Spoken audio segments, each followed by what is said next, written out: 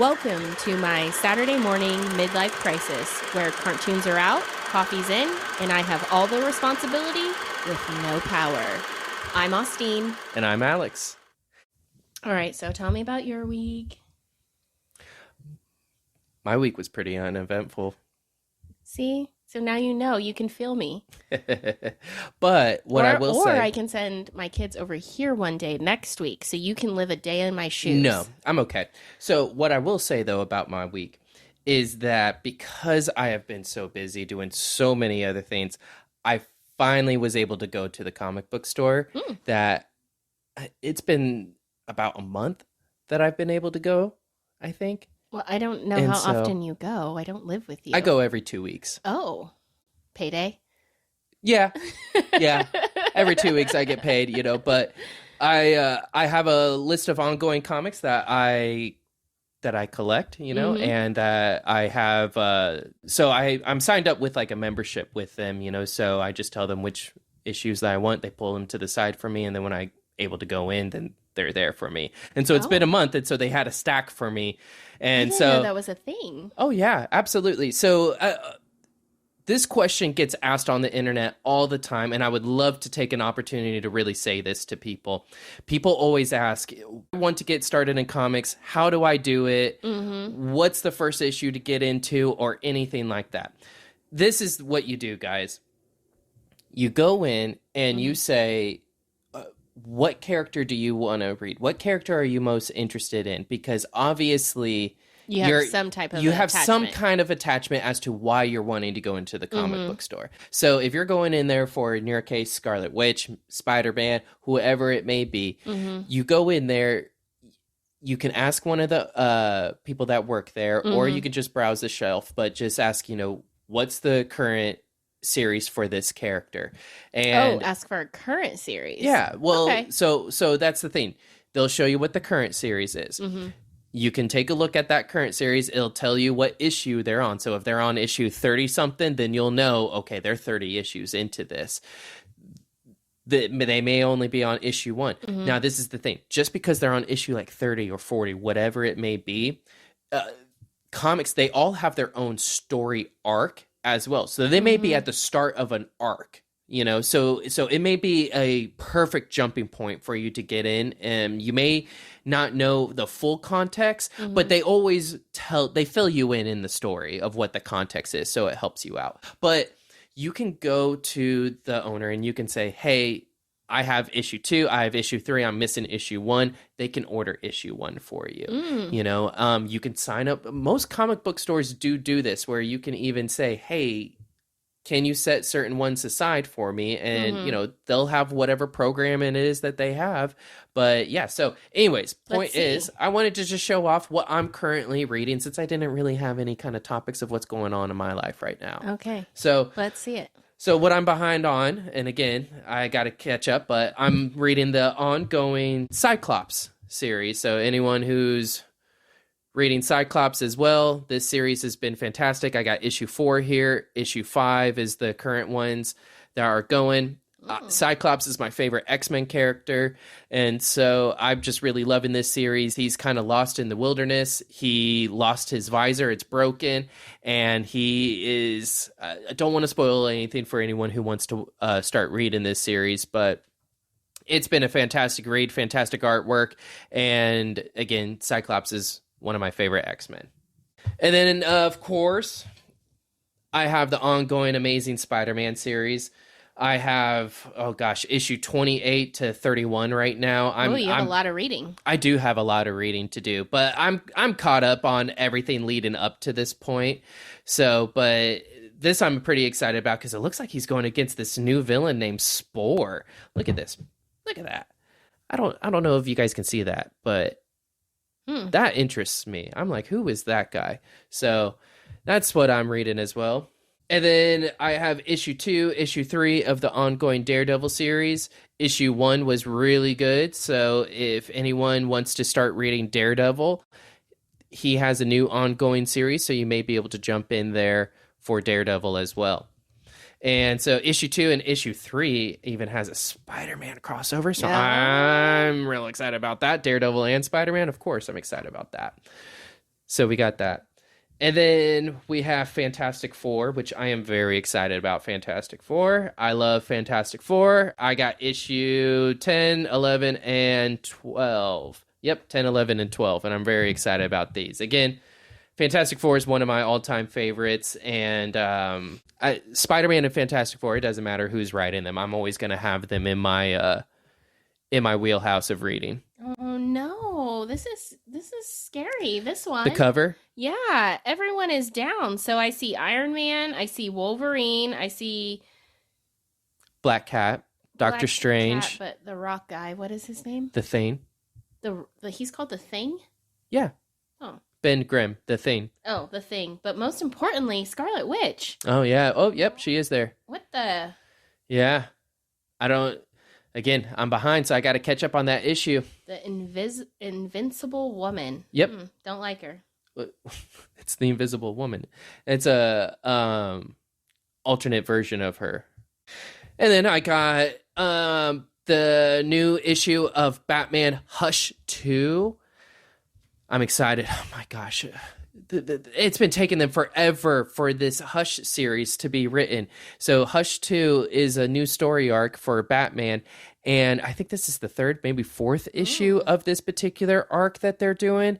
And I'm telling you, each issue for this particular series has taken what feels like 5 months in between each one. It is taken forever for that series to keep going. But I'm holding on to it because it's good. But man, it's taken forever for them to release those issues.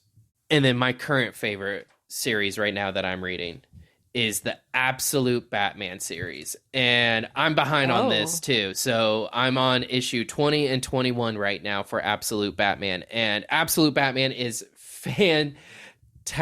It is. So I'm going to fill you in real quick. I'm going to nerd out real quick because you don't know anything about this. Can I look at the pictures? Absolutely. While you nerd out? Okay. So nerd out. DC decided to do something called the Absolute Universe, where they decided to take their characters and change them up. In here, Bruce Wayne is not a billionaire. He's a blue-collared worker.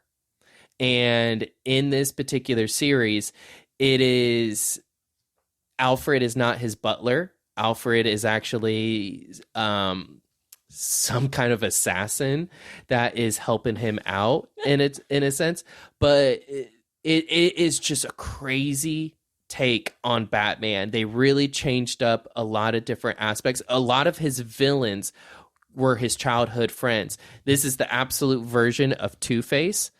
Very cool. Very cool. It's just amazing. If anyone is reading comics right now and you're not reading the Absolute Universe, you need to read it, because speaking of which, I also have the issue 1 and issue 2 of Absolute Green Arrow. Had to pick that up because where we left off with Green Arrow in the Absolute Universe, Hawkman killed him. Was it Hawkman? I think it was Hawkman. Now I'm spacing because I'm so behind in my reading, but I do know Green Arrow was killed off, and then now we have issue 1 and issue 2 of Green Arrow, and I'm just wondering, how is he back, and what are they doing with him? So you don't want me to give you any spoilers? Yeah, if you're flipping through that, please don't, because I haven't looked through it. And then this one, again, I'm behind on. I got issue 15 issue 15 and 16 of Absolute Flash, because again, I'm such a Flash fan. I gotta read Flash. So, is there anything you're not a fan of? Because this is quite a bit. I know. And the thing is I wanted more, but I was like, I'm behind, and it would be very irresponsible of me to just get more. That I'm like, I would love to start this series, but it's like, I'm behind on these ones. I got to catch up. Like, when I'm at the point where I'm back to my normal routine, where I'm just reading a couple of comics a week, and then I'll be able to add more to my stack. And then, of course, I got the all-in Batman series. What is it? Issue 9 and 10. So that one's going on right now. Batman is killing it in the DC, but I'm a little biased by that. So fun. That's what I'm doing. I am going to be catching up on a lot of reading. So adding all of these to my collection. Well, that's exciting. It seems like you have time to watch my kids while I can go on a date night. Do you see that, Stack? I do not have... You do have time. We have different interests, and my interests are more expensive than yours. You ready?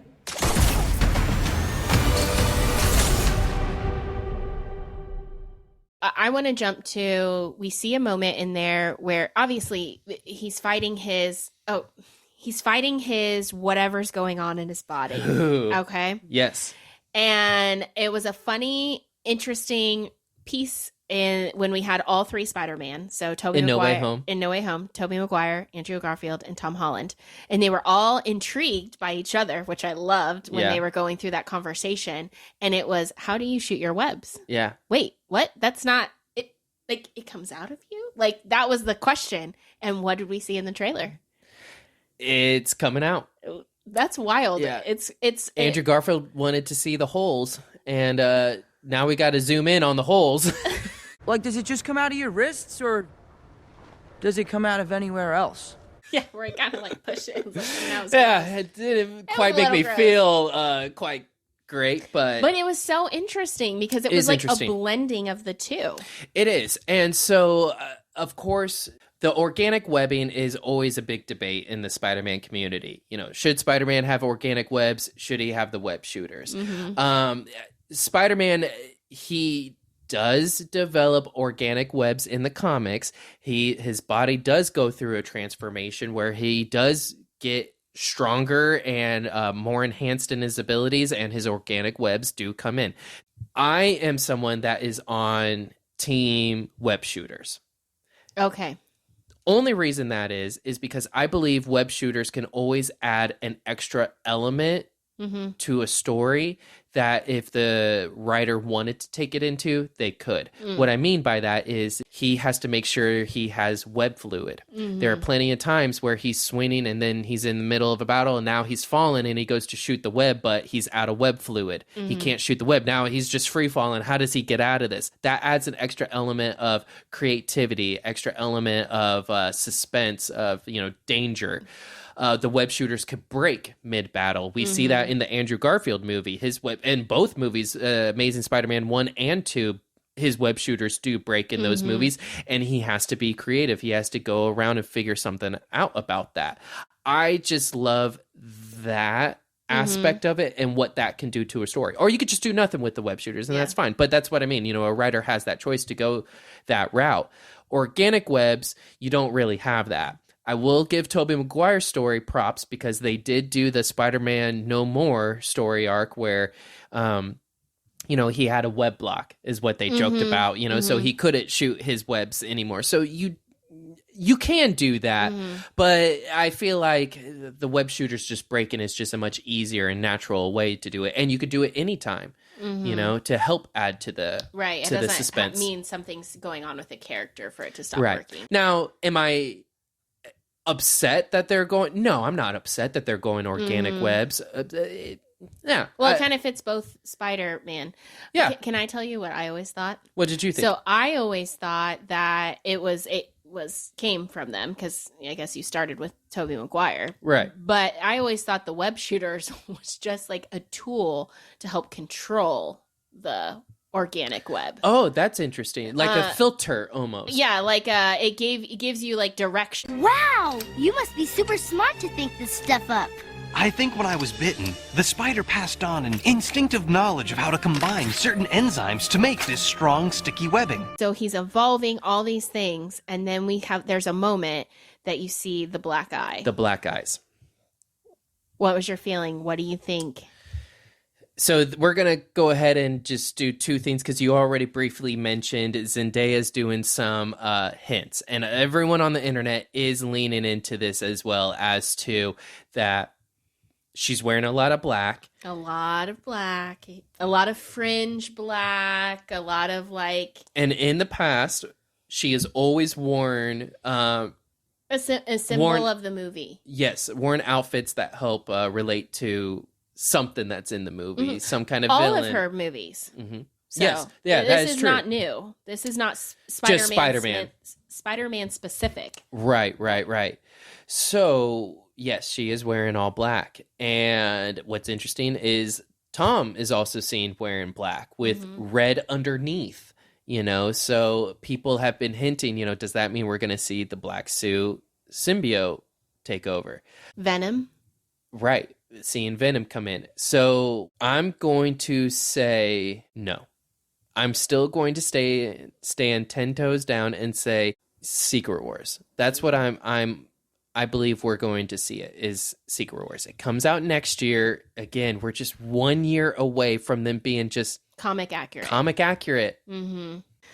So what does this mean then? Is this just showing like they're teasing it because they're like, this is part of his evolution? That's what I think it is. I think it's part of his evolution. I think it has to deal now. Of course, there's the other aspect where he could be turning into Man Spider.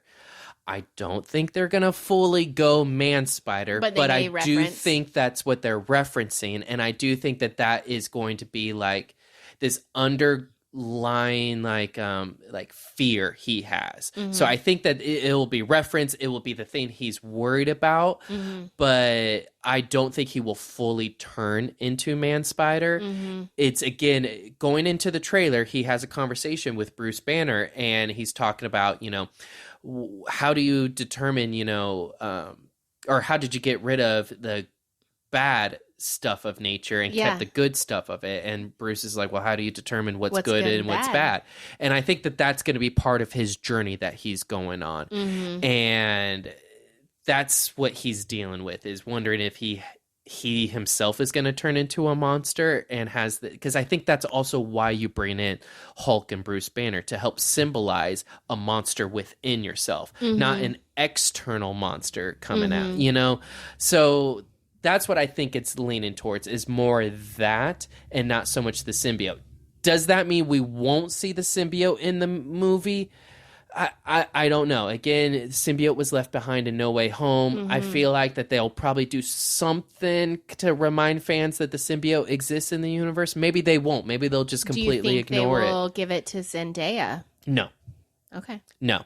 I have heard that theory that she'll get it, but no. And I do. I should have pulled it out for the podcast, but I do have the current all new Venom series where they reveal that Mary Jane is Venom in the comics now. So it is a thing, but fans would, let me rephrase. I will riot. I'm gonna put some dirt in your eye. If she gets the symbiote before Peter gets the symbiote. I'm sorry. We had the Tobey Maguire version of the Black Suit symbiote and Venom, where I will argue with people that was a good adaptation for his universe. It still isn't the right adaptation that we should get.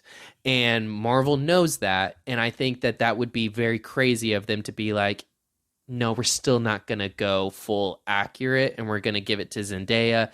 And again, there is so much going on in this movie to then put the symbiote and put Venom in there as well, on top of him going through this organic development, on top of Scorpion, on top of Boomerang, on top of Tarantula being in there. Introducing whatever Sadie Sink is. And you're going to do the Venom symbiote. People would see Andrew Garfield's Amazing Spider-Man 2 and say, what, you got Goblin, Rhino, and Electro? Too many villains. That movie's never gonna work. They just put way too much stuff in there. But you're telling me you got Hulk, Punisher, all of these villains, and now you think that also Venom's gonna somehow have a role in this too? I just feel a large role. That's really way too much. Like, it's either Venom or the Man Spider stuff, not both. Okay.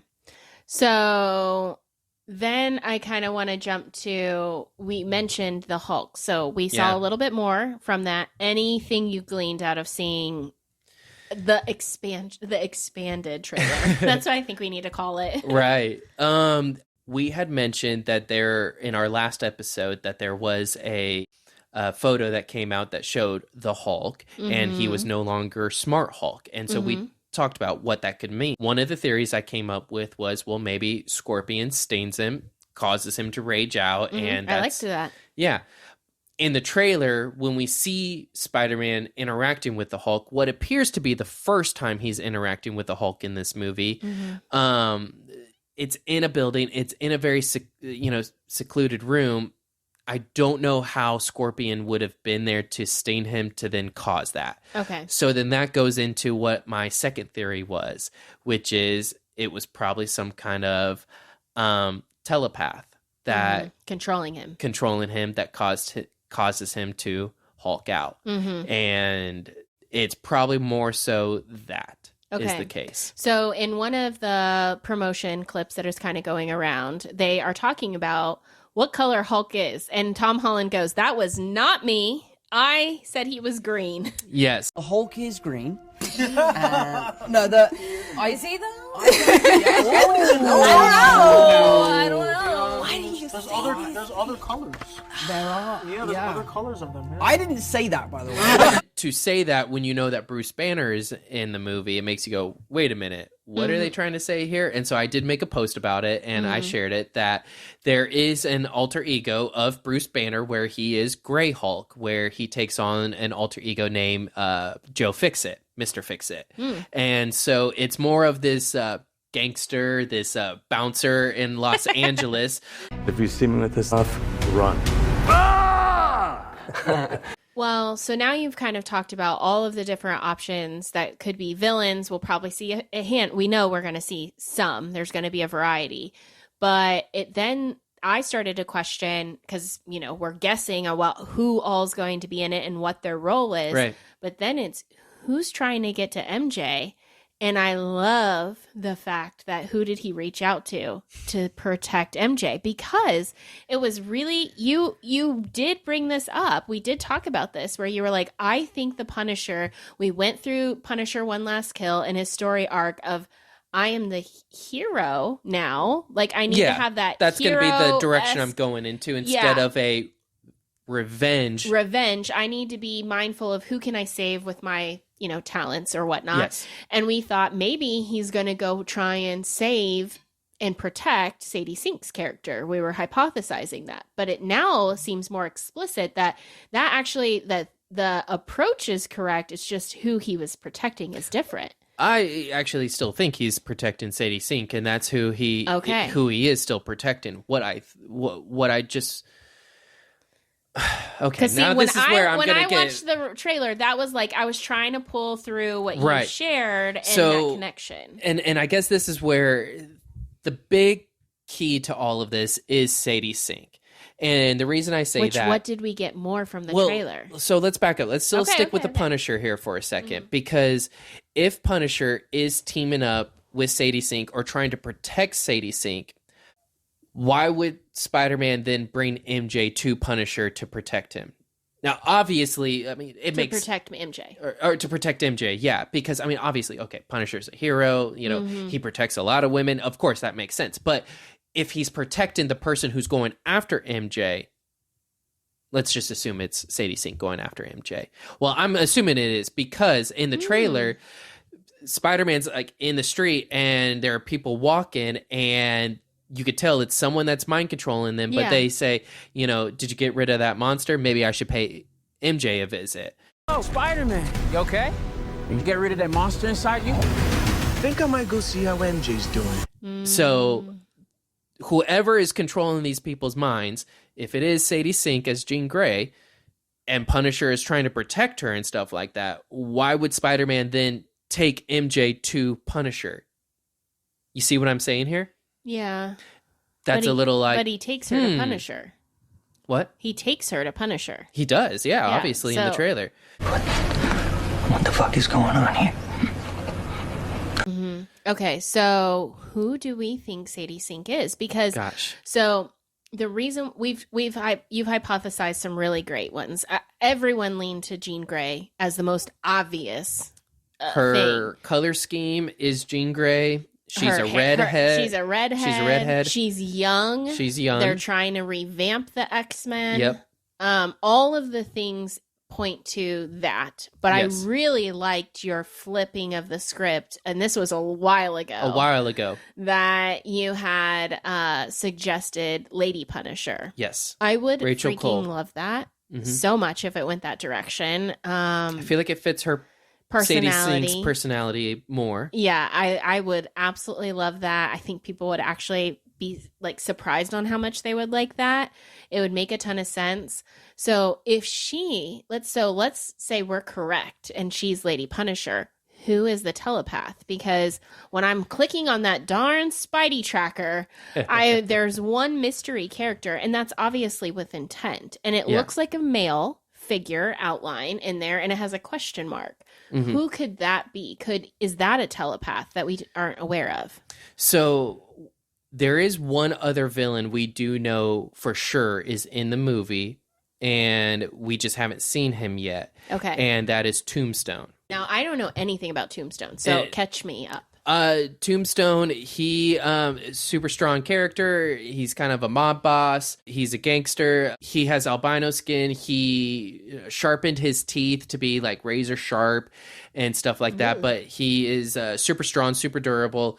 And yeah, he's just a Spider-Man villain. How do he's we kind of know he's in this? What did I miss? So this was just a while ago before the movie started production. So the actor that is playing Tombstone that was casted is Marvin Jones III. He was on the TV show Black Lightning.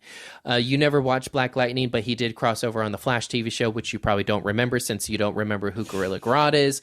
But he was a bad guy on Black Lightning, and I think he is actually a very great casting choice for Tombstone. Okay. So, but anyways, is he telepathic? No, he's not. He is not. So this is the other thing. In the trailer, do you remember in the trailer, there's a scene where Punisher's in the street, people are like frozen. It seems like there's okay. If you slow down that scene and you see Punisher standing there, behind him are people running away. And they're like looking back, like, oh my gosh, it's about to get me kind of thing. So it's one of those things that if this was like actually like a telepathic thing, why would they see it? Why would those people be aware that they are in danger? Exactly.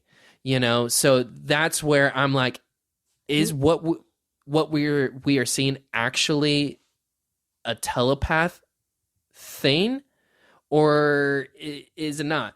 It very much looks like it is. And the thing is what else could it be? What else could it be? Like, that's what it comes down to, is like, it's hard to say this isn't Jean Grey, this isn't, because all of the signs are showing that it really it is.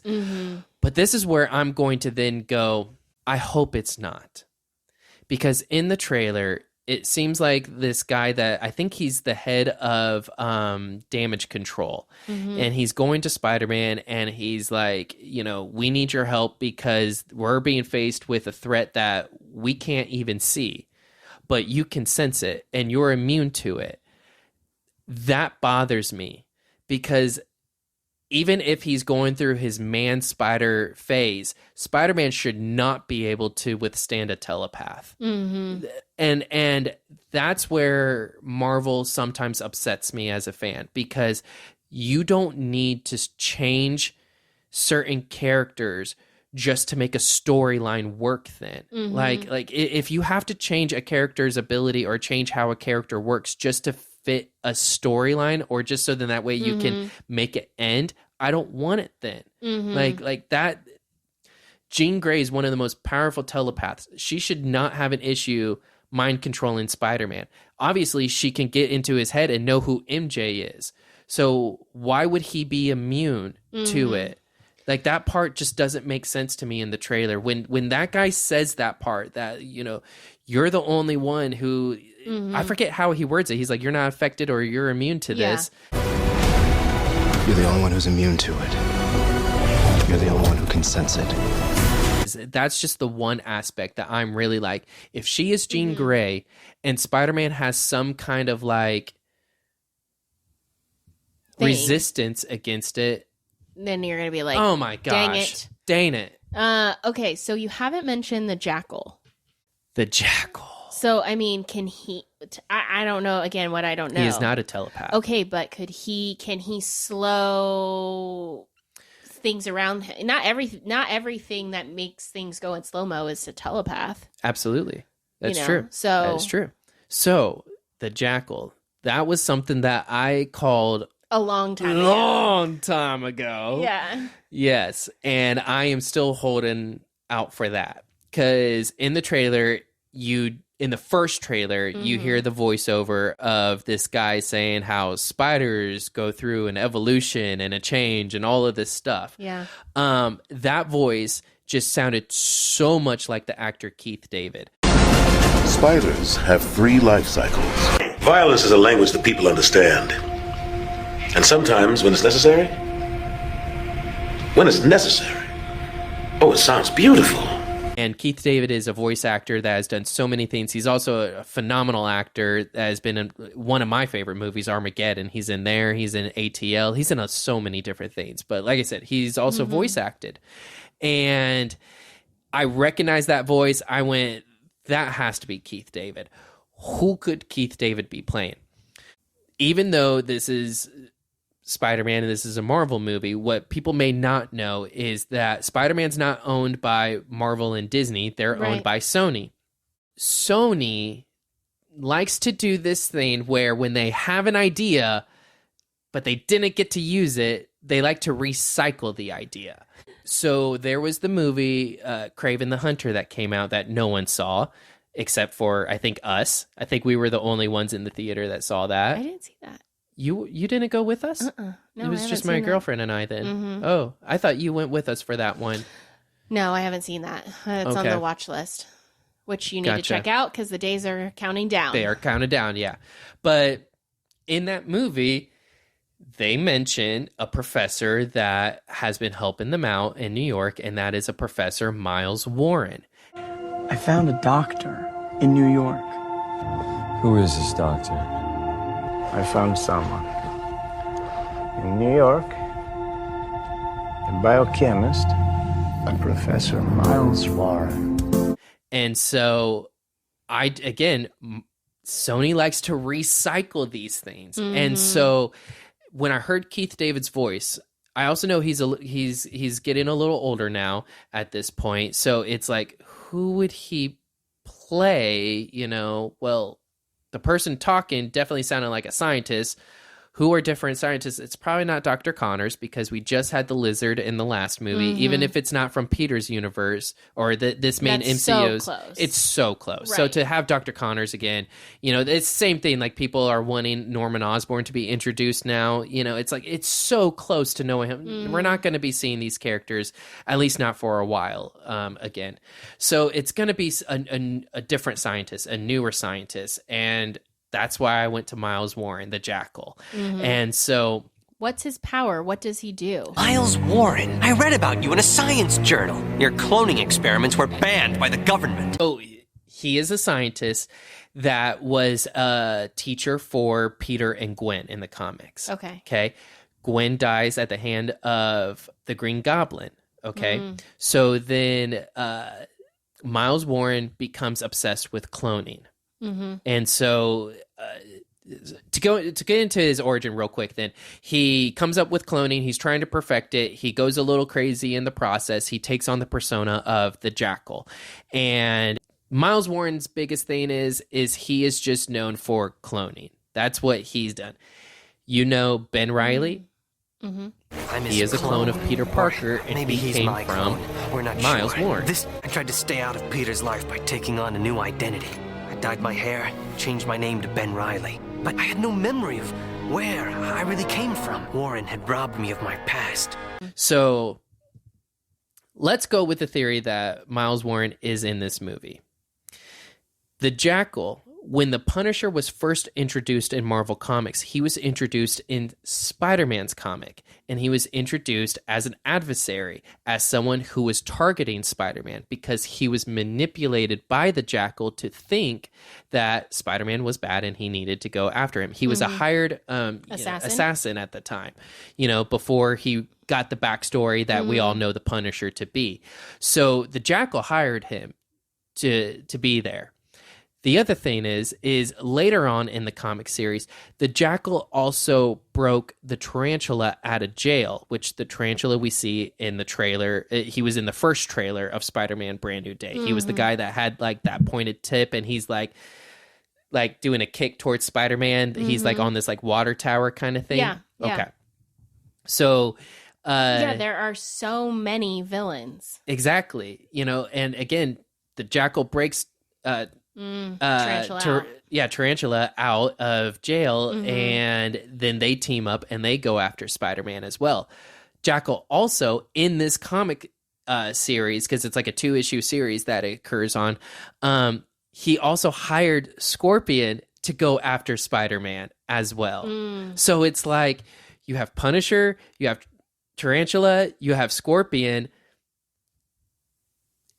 in a Spider-Man movie. When I think of those people in a story arc together, before people come at me in the comments, the Punisher technically wasn't a part of that story arc. It was a different one. But again, what do they all have in common? The Jackal. The Jackal is who they have in common. Okay.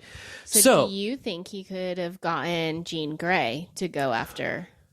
So am I connecting the dots? Well, the thing is why would Jean Grey be a villain? That doesn't make sense. But now this is where I'm going to kind of combine some things. So hear me out, guys. This might be long, but all right. In the comics, it's not the Jackal that does this. It's another character, and I'm not going to get into this too much because I don't want to get us too confused. But in the comics, Jean Grey is cloned, and her clone is Madeline Pryor. And what if Jean Grey is in this movie, but she's trying to get to the Jackal who cloned her and has Madeline Pryor, and Madeline Pryor is actually the villain in this movie, you know? And so we're not I'm jumping hoops here, but why is the Jackal after Spider-Man anyways, period? Well, in the comics, it's because he blames Spider-Man for the death of Gwen Stacy. Yeah, and he was Gwen's, he's weird, but he was Gwen's professor in college, and he had a thing for her. But we'd have to like get there. We'd have to probably find a different connection or different motivation. So obviously that wouldn't be the motivation. The motivation probably would be behind cloning. This is the other thing that I'm throwing out here, internet. What if this entire time we're watching these trailers going, wow, Peter Parker's going through it. Peter Parker's going through it. But what if we find out that is Ben Reilly? And that is why his powers are manifesting in the way that they are. In the comics, again, with Miles Warren, and what made Ben Reilly so famous is Marvel tried to pull a fast one on fans. They tried to get fans to believe that Peter Parker was actually the clone the entire time, and Ben Reilly was the original the entire time. But fans weren't going for it, and so then they, backtracked on that and said, no, Ben Reilly's actually the clone and Peter Parker's the real person, you know? But the next big blow came from Dr. Kurt Connors. He discovered that, according to our genetic structures, it might be Peter who was the clone, not me. That news pushed Peter Parker over the edge. Now he hated me with a passion. This is starting to sound like a bad comic book plot. This now is me stretching. I am Mr. Fantastic stretching right now. Okay, so I love it though, because it really starts to kind of, it's one of those, watching the trailer, it's a scenario of make it make sense. And that's why I love the two trailers, because normally we would have a plot trailer where, I mean, Far From Home, I had that whole movie down before that movie came out. Homecoming, same thing. Saw the trailer, knew the plot, knew where it was going. The only twist I didn't have in Homecoming was that he was Liz Allen's dad, because that's not a thing in the comics. But I called everything in Far From Home and in No Way Home too. Well, normally in everything. Normally in everything. I'm glad you're saying that on the record. Normally in everything, I could predict this stuff. This one's very hard for me to predict because they are being very misleading. So it's either or they're being very obvious. So I think it's either going to be a bait and switch. A bait and switch? Yeah. Yeah, like this is where we're hypothesizing. We're talking about Daredevil. We're doing all these things, and then it's to what you just said. It's a complete clone. We're all and so it's none of this stuff. Or it's none of this stuff. But I mean, what wild risk they're taking? Yeah. And I think I saw something just recently where it was like Zendaya was like, "Yeah, we go there. Bring your tissues. Bring all the things." And so I don't know. It'll be interesting, like how deep this really goes. Yeah.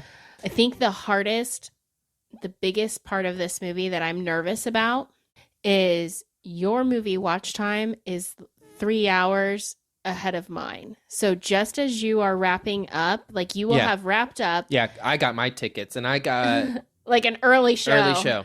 And I can't do that. So you're going to be wrapping up and then I'll be like watching it. That'll be the worst. Why? Because I'll know you already know, and when we text and we're in different theaters, it's torture because I do send messages, subliminal messages. Subliminal. How's it going? Are you okay? Oh, you're 30 minutes in by now. Yeah, you're 45 minutes in. I'll check in 10. And what's funny is I'll do it at times when I know it has nothing to do either. With so I'll just mess with her just to get in her head. It is horrible. It's probably the worst way to watch a movie. There was like some time where they dangled my poor stunt double under a helicopter and dunked him in a lake. Damn it. This is live, isn't it? Damn. So at one point, Spider-Man ends up in a lake. Do you want to share where they can find us? Absolutely. Well, we are at Austin and Alex. You can find us on all of the social media platforms. We're on Instagram, TikTok, Spotify, and YouTube. So thanks again for watching, everyone. Yep. Take care. Bye. Bye. But my girlfriend and I, we're going to New York in October. No, I did not know that. I'm going to the big NYC. Well, then you got to go to the pizza place. Joe's Pizza. We already put it on our list. Okay. So absolutely. Yeah. And I told her, I was like, are you road tripping there? No, we're going to fly there. Okay. I was like, that's quite a distance. But I did tell her, I was like, I hope you're prepared because you're about to see a grown man like cry eating pizza in a pizza parlor. We've been there because we sent you the picture. Yeah, I know. And I'm very jealous, but seeing a picture of you being there is different than me being there eating it. Oh, that's so fun. Yeah. I don't think I can join because I'll be busy that month. This wasn't an invite. Oh, okay. I just like to navigate my way in this.